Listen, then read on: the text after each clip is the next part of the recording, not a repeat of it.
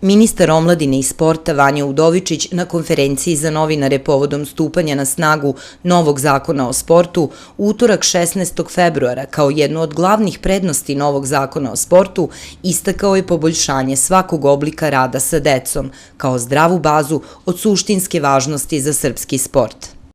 Sport mora da bude pristupačniji svim građanima Republike Srbije, pogotovo deci i najmlađima.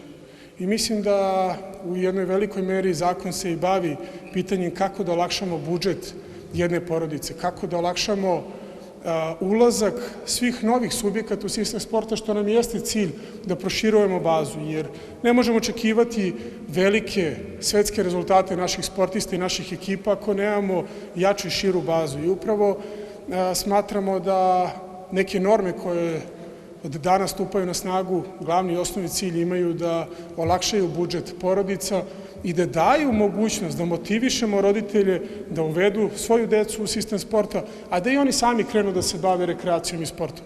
Mislim da je velika novina kada kažemo da deca od 6 do 14 godina neće, to jest njihovi roditelji za svoju decu, neće morati da plaćaju lekarske preglede.